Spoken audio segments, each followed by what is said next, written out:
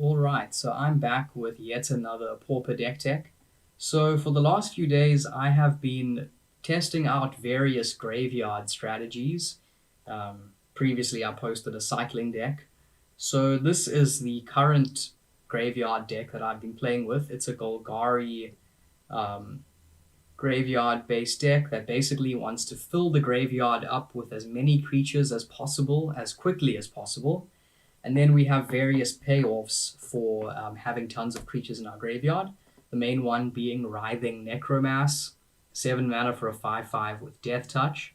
It costs 1 less to cast for each creature in your graveyard. Okay, then we also have a full set of Gnaw to the Bone, 3 mana for an instant. You gain 2 life for each creature card in your graveyard, and it has flashback for 3.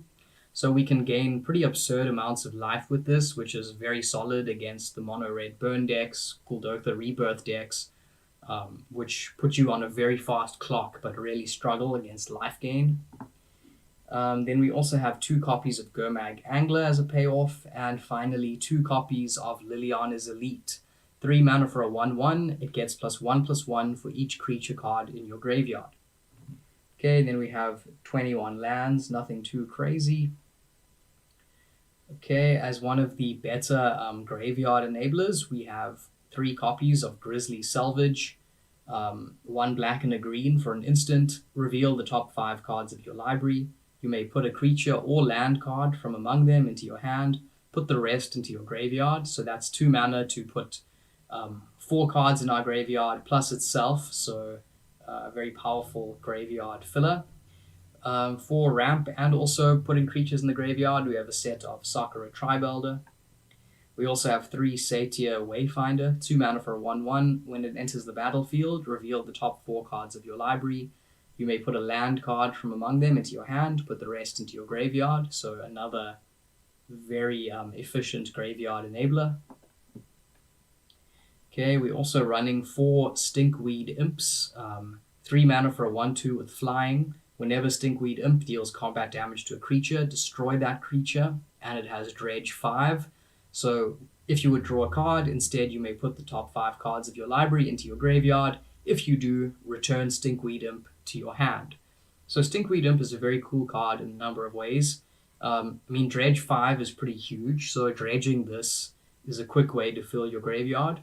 But also, Stinkweed Imp is an incredibly annoying creature for your opponents to deal with, especially against creature-based decks, because it's just such an excellent blocker.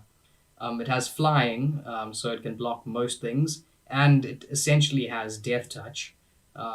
So it blocks, kills your opponent's creature. Next turn, you dredge, play it again, it blocks again, kills your opponent's creature, you dredge it. It's just a recursive threat that keeps coming back and fills your graveyard and kills your opponent's creatures. So yeah, very good card.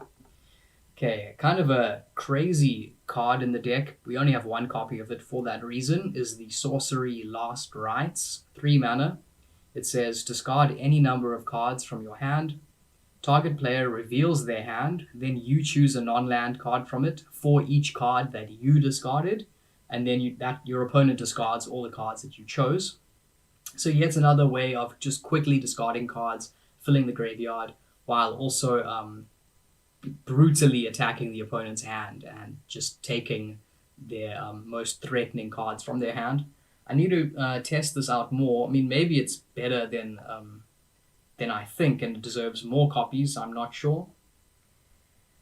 All right, and then finally, the last 12 cards in the deck are all creatures with cycling, but which can be hard cast to beat down, and which have, mediocre bodies, but not terrible bodies. So first up, it's Lurching Rock Beast, 4 for a 4/2 with cycling for a cost of 1 black. Then we have Street Wraith, 5 for a 3/4 Swamp Walk with cycling for a cost of 2 life, which is pretty cool. And then finally, we have Horror of the Broken Lands, 5 mana for a 4/4 with cycling 1 black.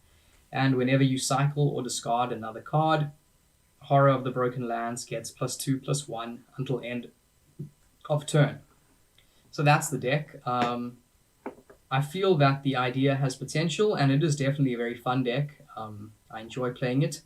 Of course, it's vulnerable to graveyard hate, but it can just switch to beatdown mode, even with the graveyard off the table. So yeah, I thought I would just show it to you to get your feedback. If you have any ideas for improvements to the deck or cards that would work in this deck, please let me know. And if you've been brewing anything cool, I'd be keen to hear that as well. As always, thanks for watching, and I will see you next time.